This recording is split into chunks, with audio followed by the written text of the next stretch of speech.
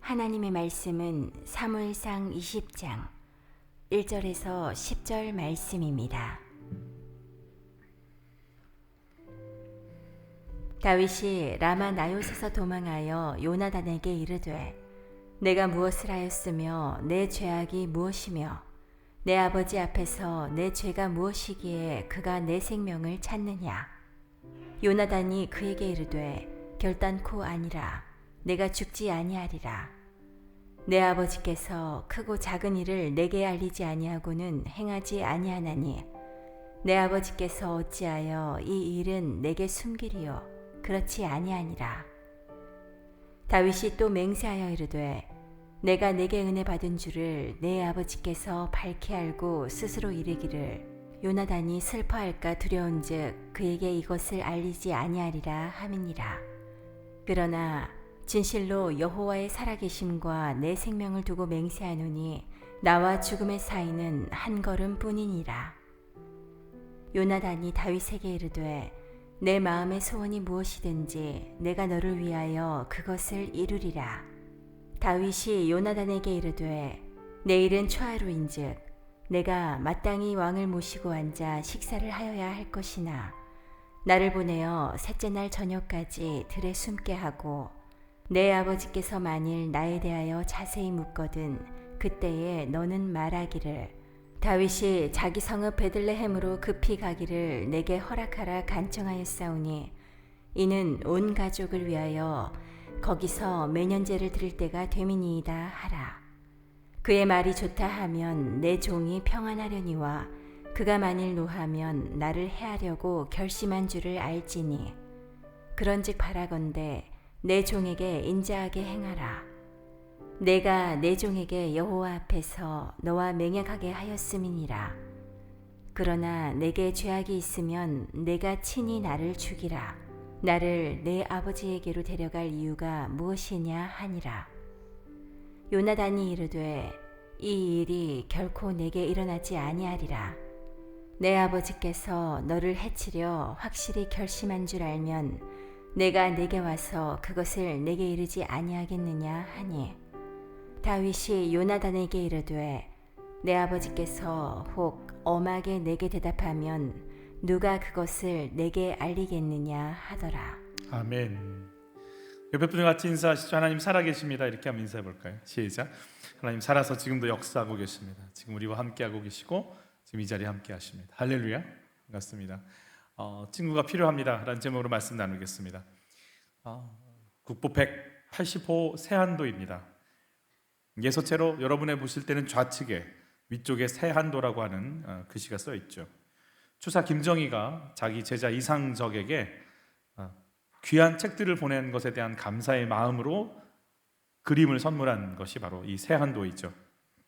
평상시에 추사 김정희를 따르던 많은 사람들이 추사가 제주도로 유배를 가는 순간 그 사람들은 다 사라지고 오직 한 사람 이상정만이 남아서 추사를 향한 마음을 또 교제를 계속 이루고 했다고 해요.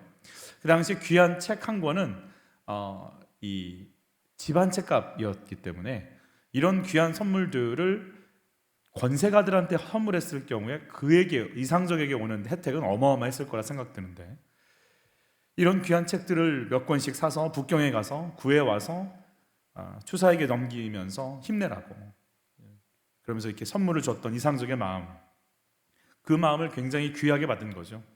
세한도라고 하는 의미는요, 노노 27장의 내용에 나오는 앞에 있는 세한이라는 두 글자를 따서 세한이라고 불렀어요. 세한 연우지 송백 지후종. 추운 겨울이 오고 나니 파란색 나무들, 푸른 나무들이 있다라는 것을 이제 더 알게 되었다. 즉 여름에는 모든 게 다 푸른 나무인데 겨울이 오니까 송백이 푸르다라는 것을 그 푸르름을 잃지 않는 나무가 있다라는 걸 알게 되었다라는 거죠. 추사가 잘 나갈 때는 참 많은 사람들이 추사를 따랐지만 그가 정치적인 위협을 당하니까 따를 자가 없다라는 거예요. 그럼에도 불구하고 그런 추위 속에서 그런 황량함 속에서 자기를 따르고 함께 해줄 수 있는 그 이상적이 그런 나무와 같다라고 표현하며 고마움의 인사를 전하는 거죠. 여러분 정말 내가 잘 나갈 땐 친구들이 많죠. 그러나 힘들고 어려울 때 남아있는 친구가 정말 친구라고 우리가 생각할 수 있죠. 이상적은 추사 김정희의 바로 이 세한도를 얻었죠. 그러나 세한도를 얻은 걸까요? 아닙니다. 이상적은 김정희, 추사 김정희를 얻은 것이죠. 추사 김정희에게 있어서 이상적은 어떤 제자였을까요? 마음에 어떤 마음으로 이상적을 생각했을까요? 그리고 이상적은 이 상황에서도 자기의 마음을 나눌, 그리고 자기의 귀한 것을 줘도 아깝지 않은 추사가 어떤 마음, 사람으로 자기 가슴속에 자리 잡고 있을까요? 다윗은 요나단을 어떻게 생각하고 있을까요?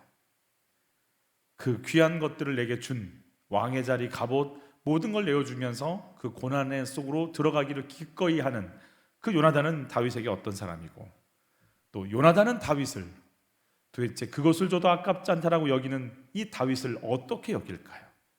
그리고 우리를 위해 예수를 내어주신 하나님은 우리를 어떻게 생각하고 계실까요? 그리고 우리는 그 하나님을 어떻게 생각하고 있을까요? 첫 번째, 친구가 필요합니다. 1번 같이 읽어볼까요? 내가 하나님의 사람인 것을 알아보는 친구가 필요합니다. 우리 같이 따라서 해보죠. 사람의 모습 속에 예수의 씨가 들어있음을 봐야 합니다. 그 속에 예수님의 씨가 있는지를 보는 거죠. 우리가 사극을 보면 무슨 아기 씨라고 하고 뭐라고 하잖아요. 그 아이가 자라서 왕이 되고 국모가 되는 이 아이가 아니잖아요. 이 아이가 자라서 어떤 자리에 있을지에 대한 왕의 씨를 보는 거죠. 내가 사람을 보는데 그 속에 예수의 씨가 있는 것을 볼 수 있는 눈이 있겠는가? 요나단은 다윗을 보면서 하나님이 기름 부은 사람, 하나님이 기뻐하는 사람, 하나님이 이 나라를 맡긴 사람으로 보이는 거예요. 그걸 보니까 자기의 모든 걸 다 던져서라도 그 사람을 세워야 한다라고 하는 정확히 예수 씨를 보는 눈을 갖고 있는 사람이 요나단이죠. 그래서 자기의 것 눌릴 생각하지 않습니다. 버릴 생각을 하죠. 어떤 대화들을 나누는지 우리 1절로 4절까지 같이 봤죠. 다윗이 라마 나요스에서 도망하여 요나단에게 이르되 내가 무엇을 하였으며 내 죄악이 무엇이며 내 아버지 앞에서 내 죄가 무엇이기에 그가 내 생명을 찾느냐.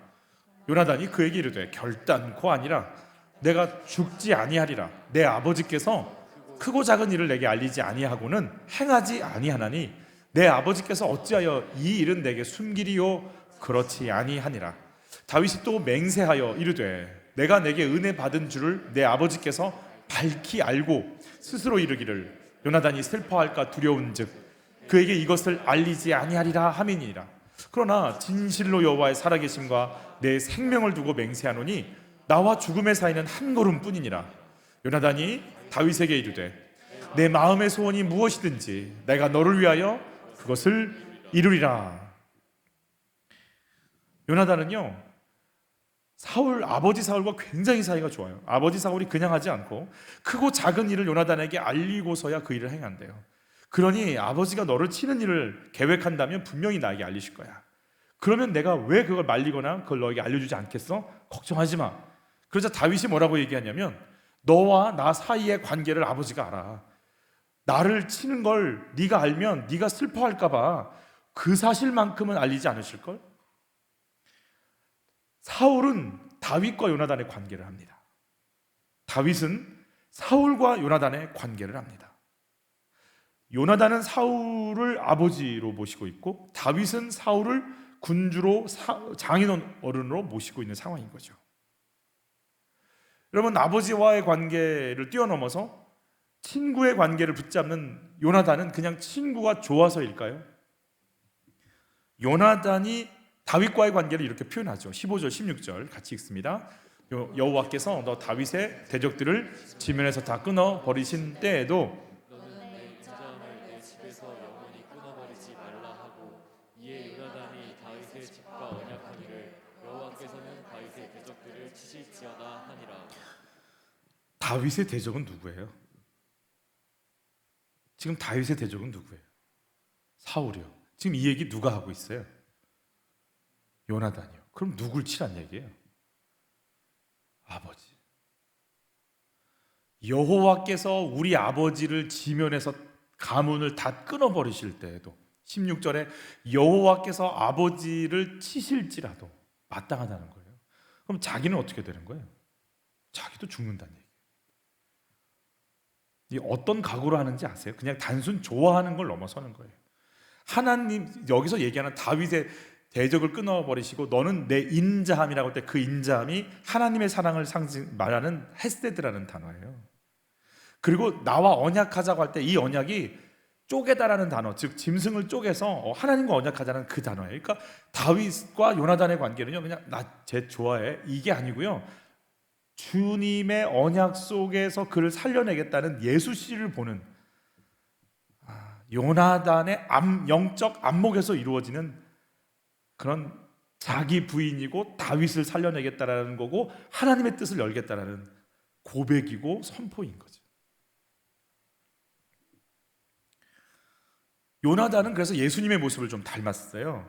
왕의 자리, 하늘 보좌 버리고 이 땅의 낮은 자로 와서 세상 죄를 다 짊어지고 하늘 아버지와 대적 관계가 이 심판받는 자리에 서서 온 심판을 자기 몸으로 막아내고 자기의 삶을 다 깨트려서 우리를 살려내는 모습. 요나단이 지금 왕의 보좌 버리고 아버지의 미움을, 여러분 아버지가 원하는 건 다윗이 제거되는 건데 다윗을 지킨다라는 건 반역이잖아요. 뜻을 거스르는 건데 기꺼이 그 자리에 서서 또 자기가 누릴 모든 걸 잊어버린다 할지라도 다윗을 살려내겠다라는 자리인 거죠. 요나단은 사실 예수님의 모습처럼 보여요. 세례 요한이 예수님을 알아보는 순간 이런 고백합니다. 같이 읽죠. 그는 흥하여야 하겠고 나는 쇠하여야 하리라. 아멘. 예수님은 흥하여야 되고 나는 쇠해야 돼. 나한테 관심 갖지 마. 나한테 집중하지 마. 예수님께 집중해. 예수님만 바라봐. 예수님 바라보라고. 찬양팀에게 집중하지 말라고. 설교자한테 집중하지 말라고. 그들을 통해 말씀을 전하시고 영광을 받으시는 예수님께 집중하라고.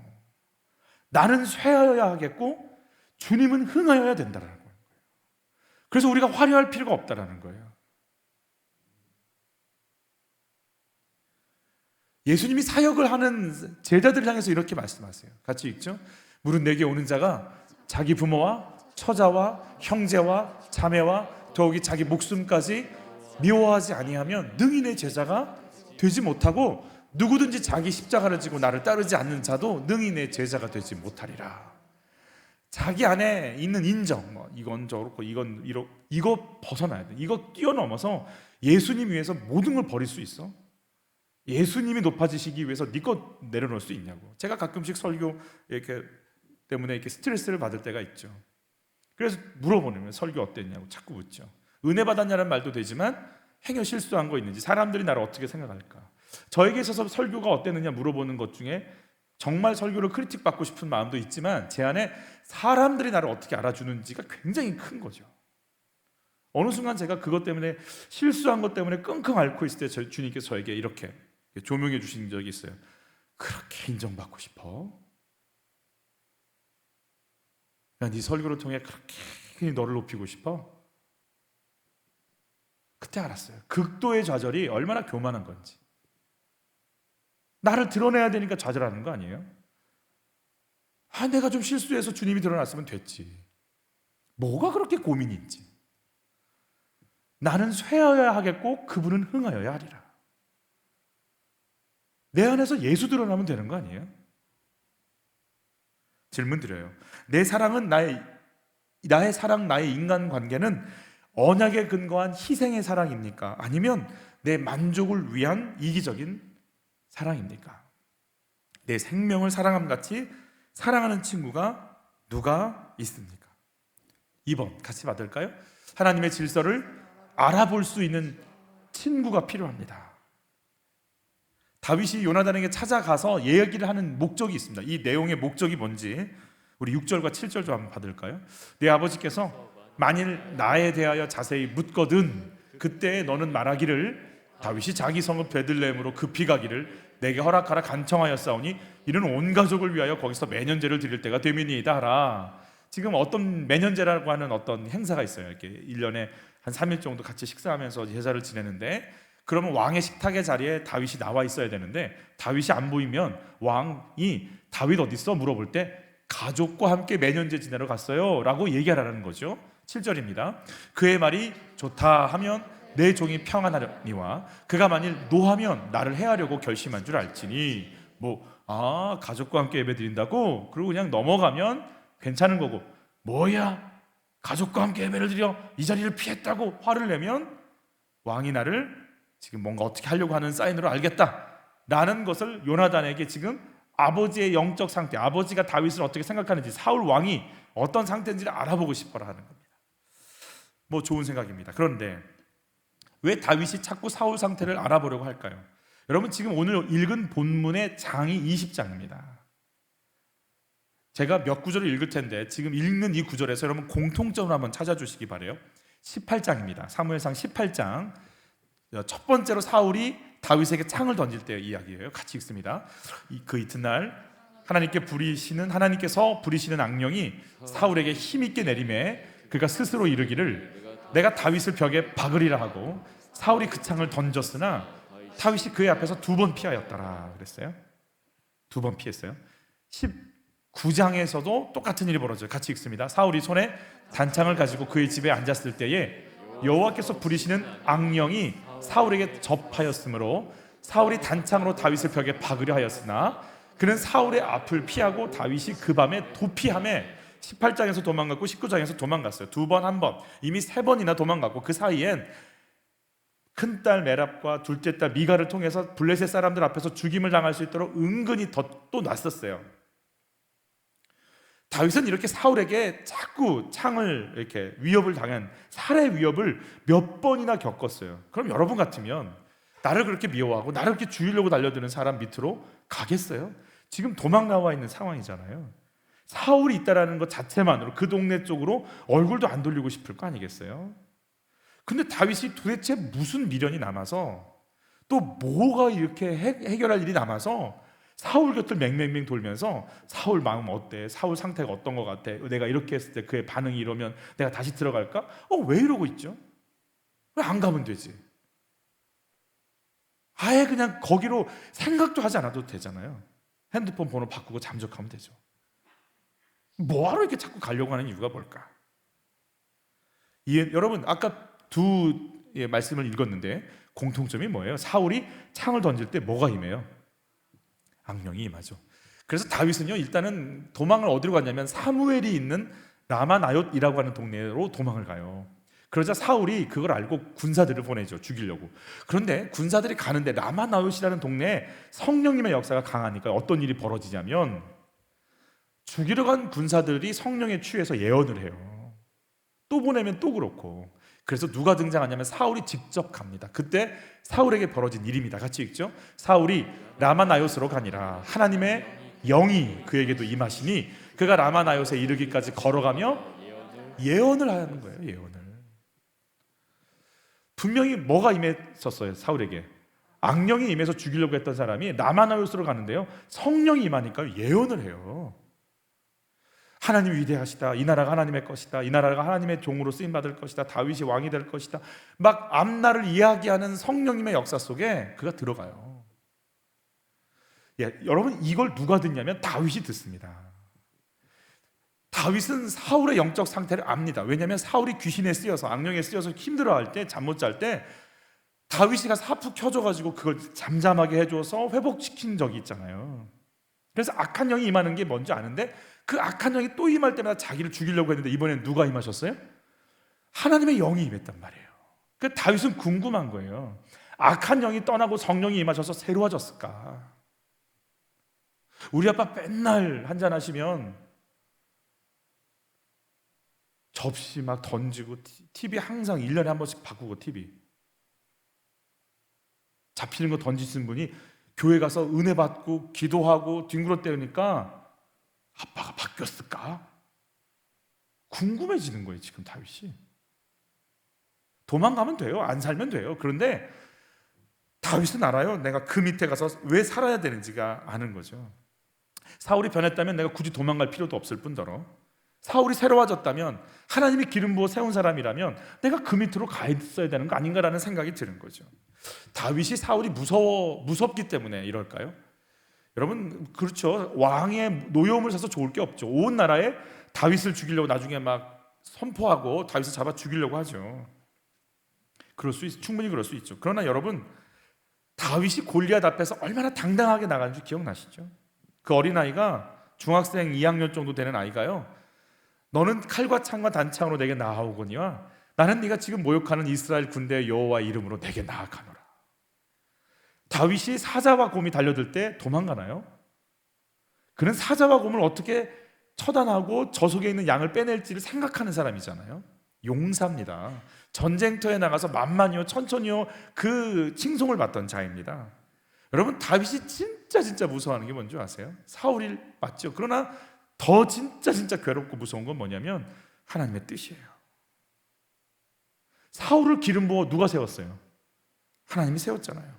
근데 악한 영에 끌려갈 때 또 이제는 성령이 임하는 역사가 진행되니까 도대체 내가 사울을 떠나야 되는지 말아야 되는지 그게 궁금해요. 여러분, 다윗이 골리앗을 물리칠 때 했던 말이에요. 같이 읽죠. 또 여호와의 구원하심이 칼과 창에 있지 아니함을 이 무리에게 알게 하리라. 전쟁은 여호와께 속한 것인즉 그가 너희를 우리 손에 넘기시리라.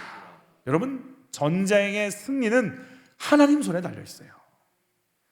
다윗에게 있지 않아요. 사울에게 있지 않아요.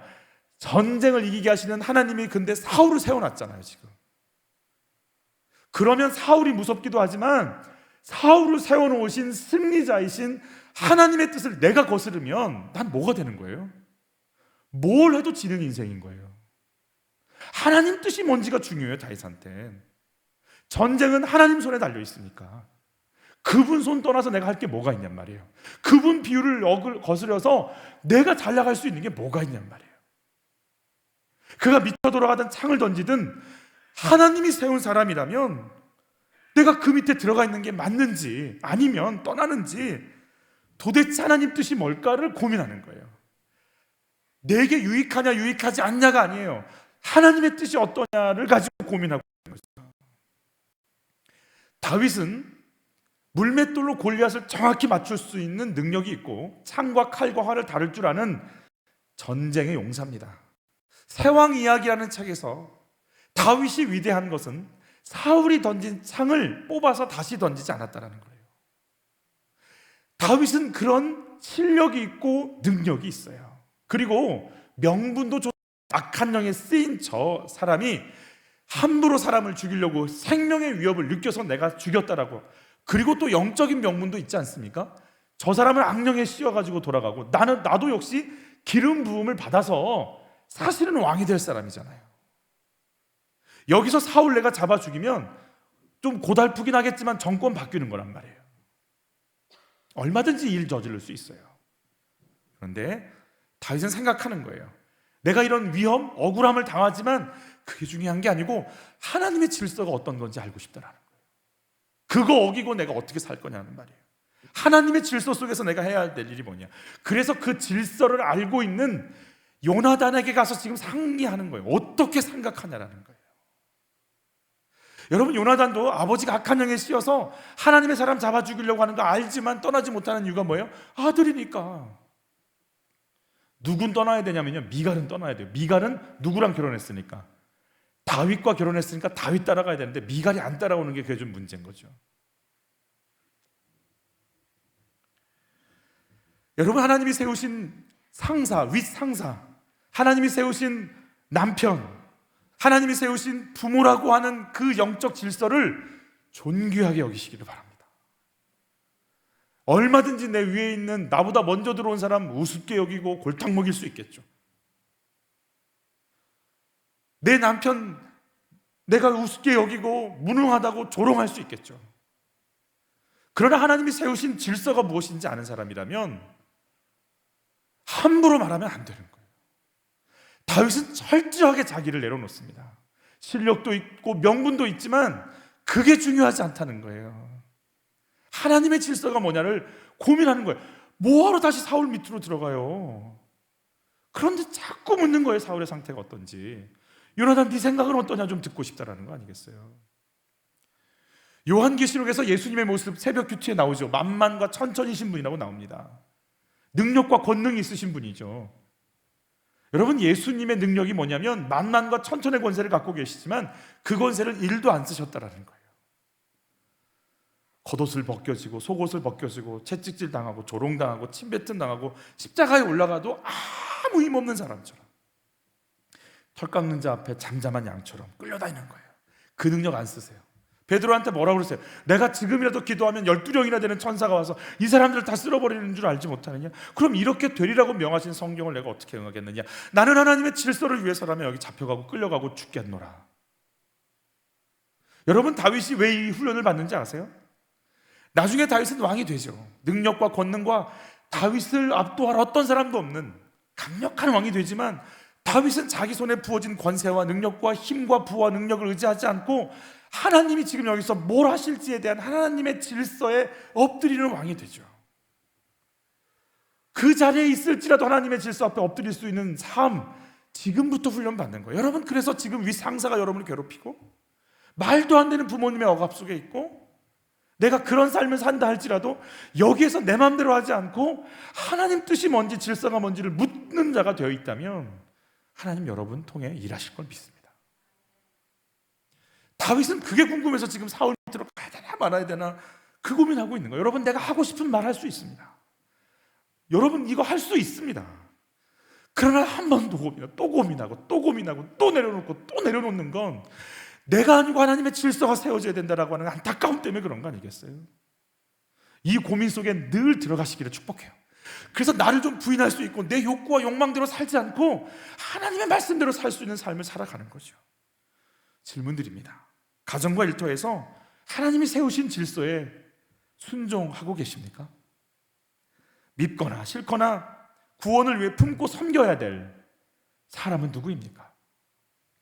세 번째, 같이 읽어볼까요?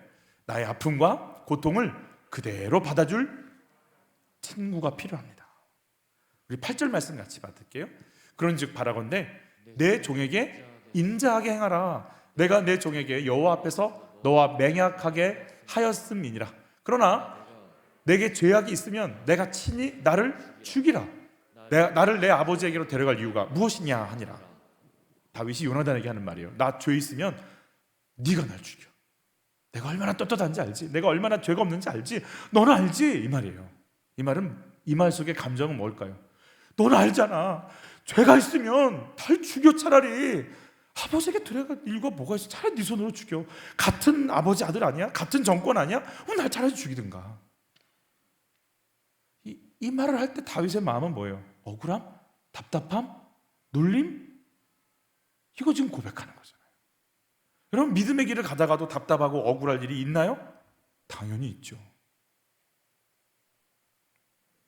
차라리 날 죽여 라고 얘기하는 그 울분을 토해놓는데 다윗이 그 울분을 토해놔요. 여러분, 다윗과 요나단의 이 대화가 다음 주도 이 언약을 또 나오는데 이 대화가 어떻게 성경에 들어가 있을까요?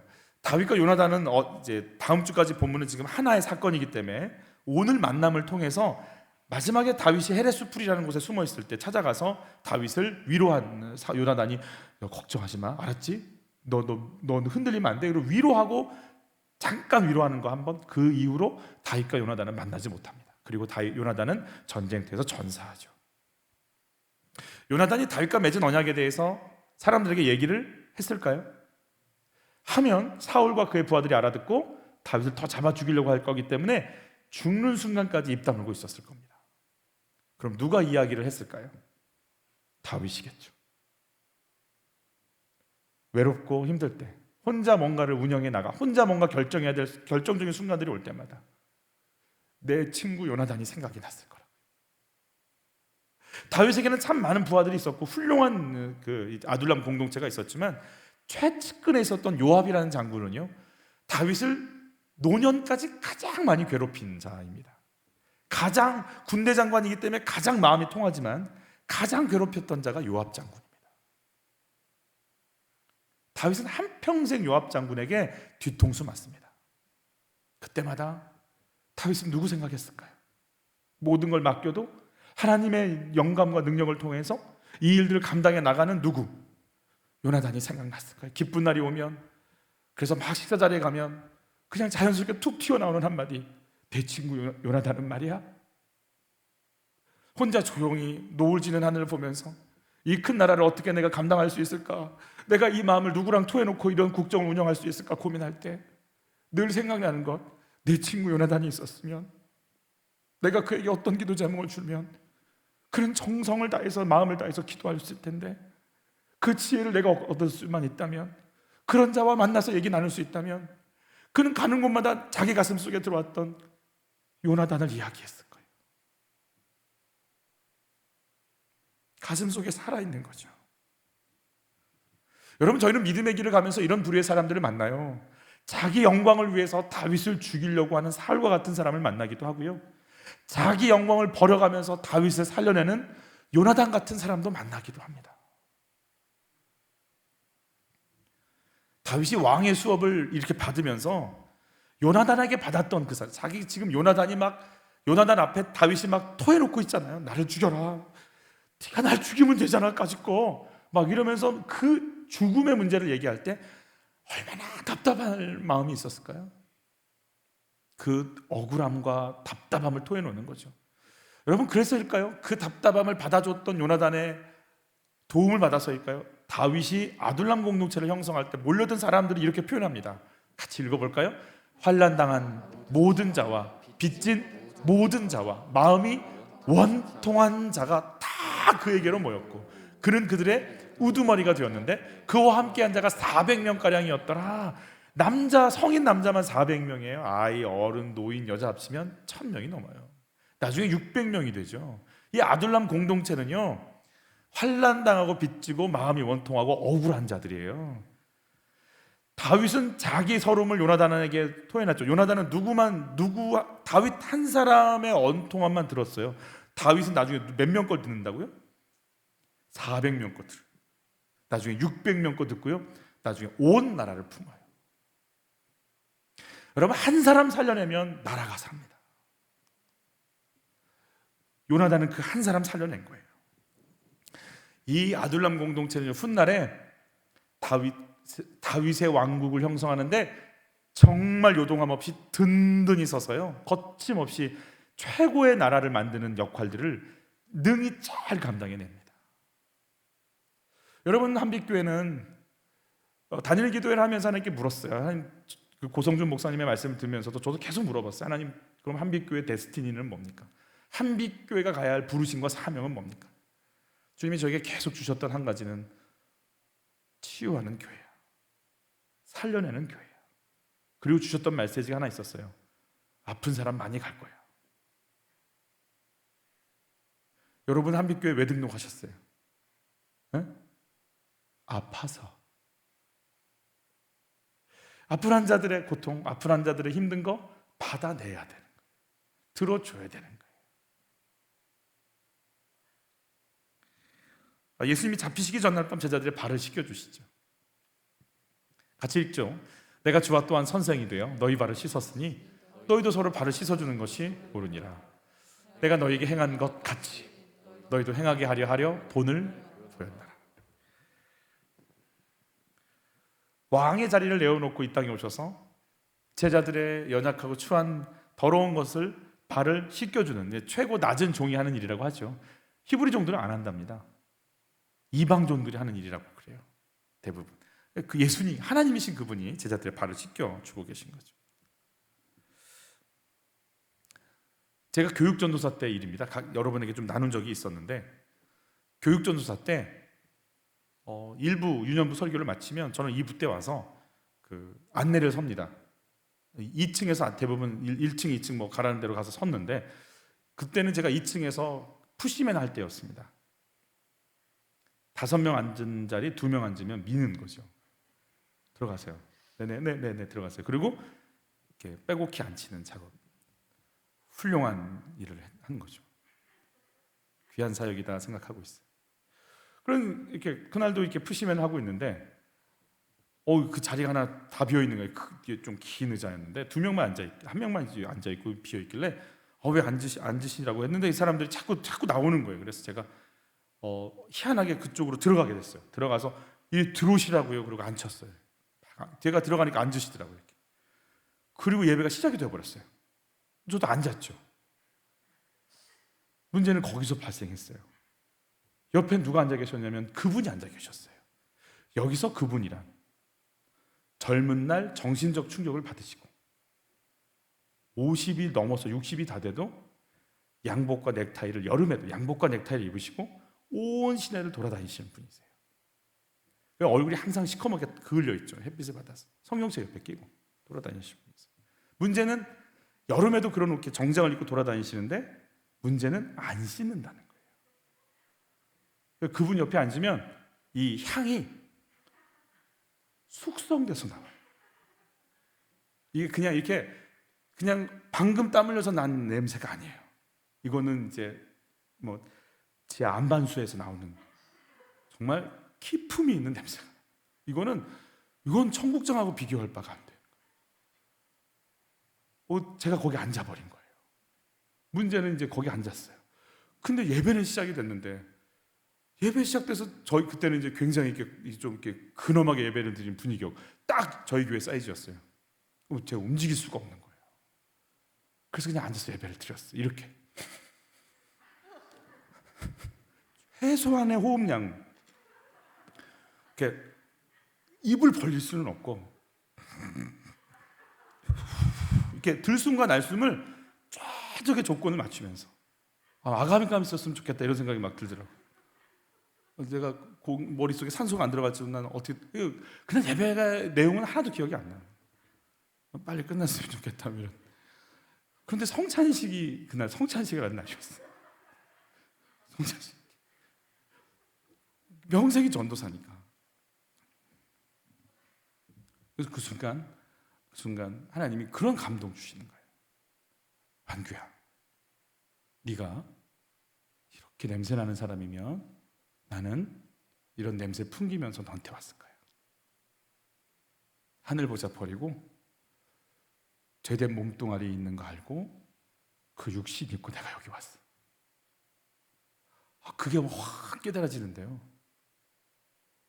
이렇게 떡을 먹고 포도주를 마시는데 이제부터 이제 하염없는 눈물이 나기 시작하는 거예요. 이제 필요 없어. 이 사람도 필요 없고 여기도 필요 없고 이제 혼자 은혜 받아가지고 한참 울는 거예요. 한참.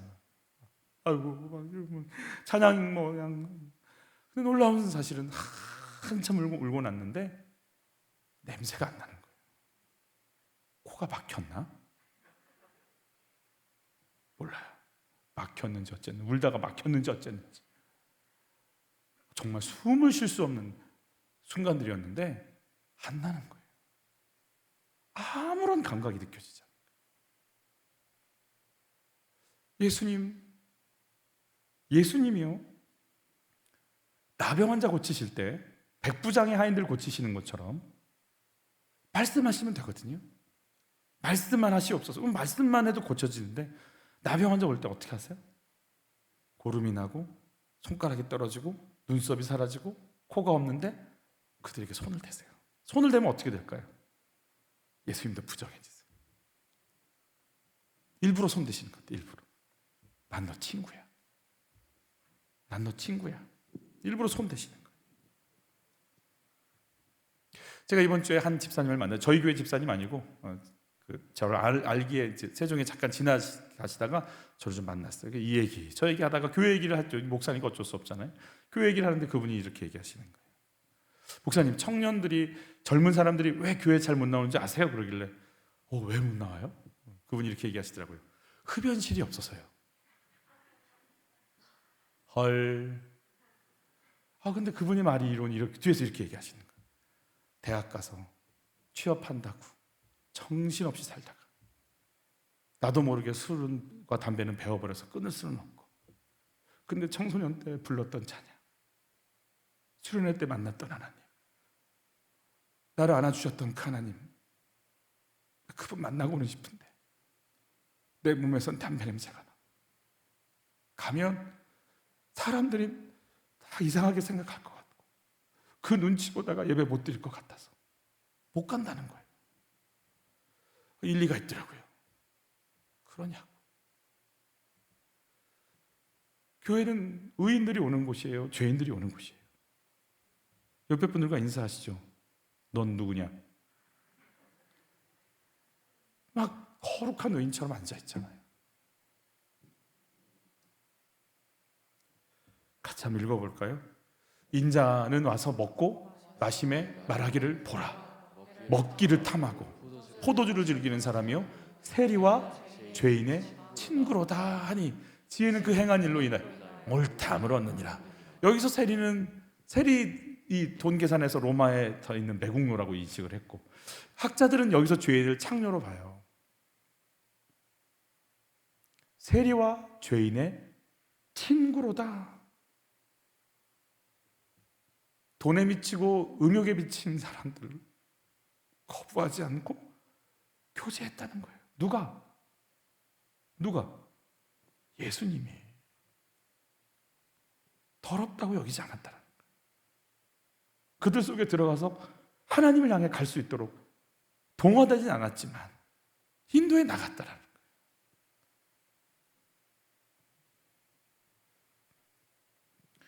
여러분, 저희들 안에 살려내는 교회가 되려면 우리들에겐 요나단이 필요해요. 와서 울분, 분노, 좌절, 미움, 혈기, 답답함. 왜요? 하나님 살아계신데 왜 나한테 이런데요? 내가 하나님께 못 부탁한 게 뭐가 있대? 우리 집은 왜 그런데요? 왜요? 왜? 막 다윗이 왜요? 왜 날 죽여? 왜? 내가 죄인이야? 네가 날 죽이든지. 그 억울함과 답답함을 토해 놓는 다윗들을 품어줄 요나단이 필요해요. 왜 나한테 그래? 왜? 우리 부모 왜 그러냐고? 우리 사장은 왜 그래? 이거 토해놔야 돼. 그걸 받아줘야 돼. 여러분, 그런 요나단을 만나시기 바랍니다. 그런 다윗으로 살아내시기를 바라고, 또 그런 요나단이 되시기를 바라고, 또 그런 다윗들을 살려내시기를 바라요. 살아내고 살려내는 공동체가 되기를 바라는 거예요. 나는 나를 계속 씻겨주고 들어주시는 예수님을 만나고 있으니까 내가 어떤 형편과 상황이든지 함께 울고 함께 웃을 수 있으시겠습니까? 지금 나를 필요로 해서 도망 다니고 있는, 두려움에 떨고 있는 그 한 사람은 누구입니까? 찬양하시죠.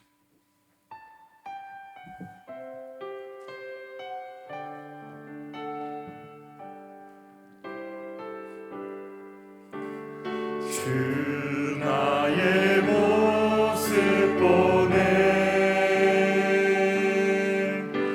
상한 나의 맘 보시네. 주 나의 눈물 안에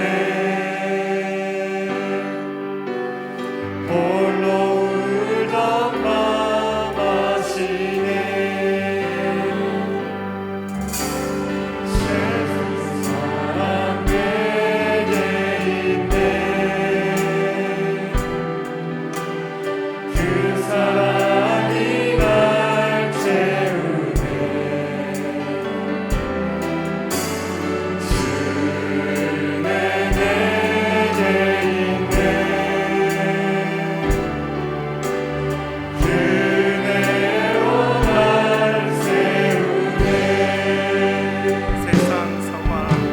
세상 소망 다 사라져가고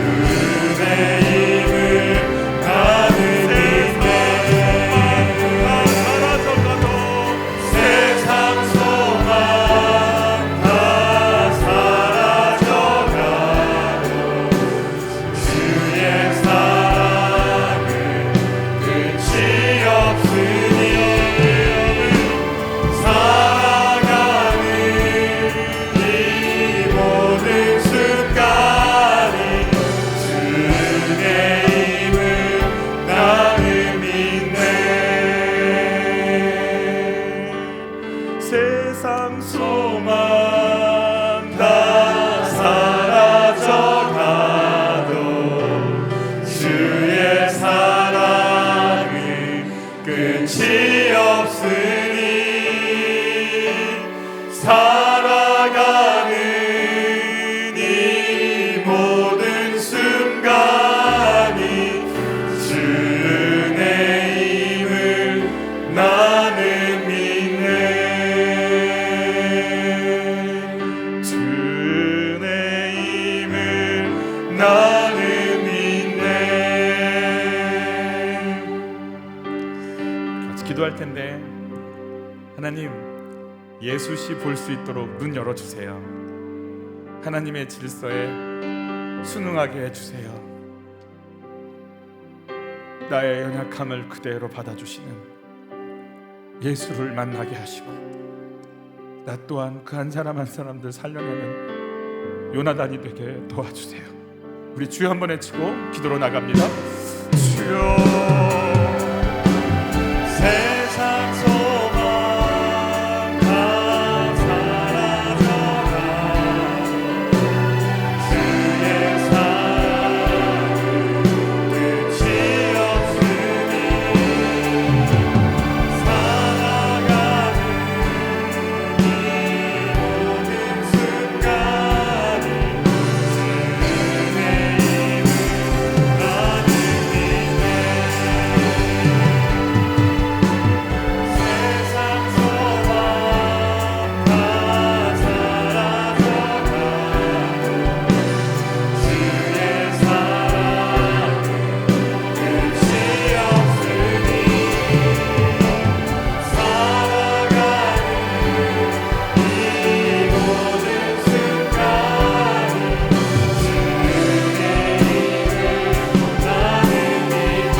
세상 소망 다 사라져가도 세상 소망 다 사라져가도 주의 사랑은 끝이 없으니 살아가는 이 모든 순간이 주 은혜임을 나는 믿네. 주 은혜임을 나는 믿네. 주 은혜임을 나는 믿네.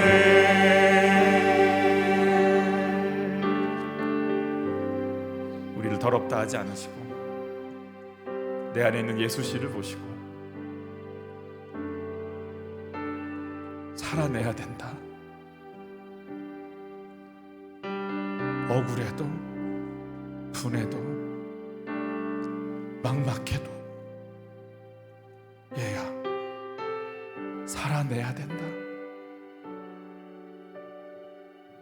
내 발에 신을 벗기고 닦아주시고 씻겨주시고 깨끗게 하시며 살아내야 된다. 얘야 흔들리지 마라. 사울이 너를 죽이려 달려드는 거 안다. 너는 그래도 놀라지 마라. 살아내야 된다. 내가 길을 열겠다. 내가 너의 도움이 되겠다. 하나님, 내 모습, 두려움, 분노, 억울함, 창피함, 포기하고 싶은 삶, 차라리 죽이시든가요. 하나님, 안다. 그리고 이렇게 예배 자리 나와서 고맙다. 탕자를 안고 얼싸안고 뛰는 아버지처럼, 내 죽은 아들이 살아왔다고 기뻐하는 것처럼 더러운 그 모습, 돼지와 함께 더럽혀진 그 몸과 마음을 개의치 않고 껴안고 기뻐하며 얼굴을 부비면서 내 아들 살아 돌아왔다고, 그 모든 더러운 거, 그 모든 추한 거 그 역겨운 냄새 다 맡으시는 예수요. 나를 받으신 예수요. 내 속에 썩어 문드러진 더러움의 내 죄악의 냄새를 다 맡으시는 예수요. 사랑한다. 괜찮다. 넌 일어나야 된다. 네 안에 예수의 씨가 있는 걸 내가 알고 있다. 돈에 미치고 음란에 미치고 명예에 미치고 쾌락에 미쳐 있는 나와 기꺼이 친구 되신 예수.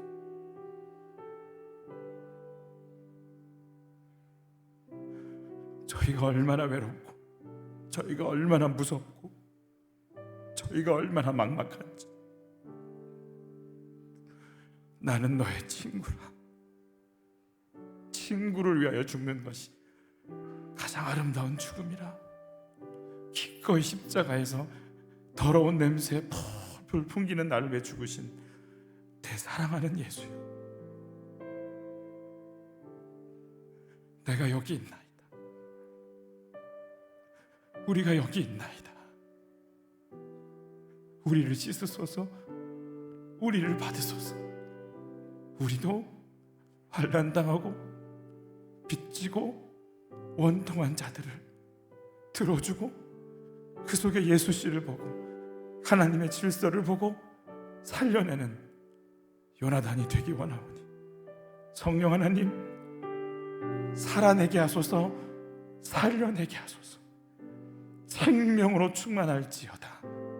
어둠이 떠나가게 하시고 분노가 잠잠해지게 하시고 미움의 허물이 벗겨지게 하시며 거룩의 영으로 넘치게 하시며 성령의 능력에 따라 말하게 하시고 능력과 권능으로 채워져 아름다운 하나님의 나라를, 아름다운 하나님의 역사를 써내려가는 하나님의 사람들로 세워지고 다시 일어서기를 원하오니 능력과 권능으로 우리를 만져 주시옵소서.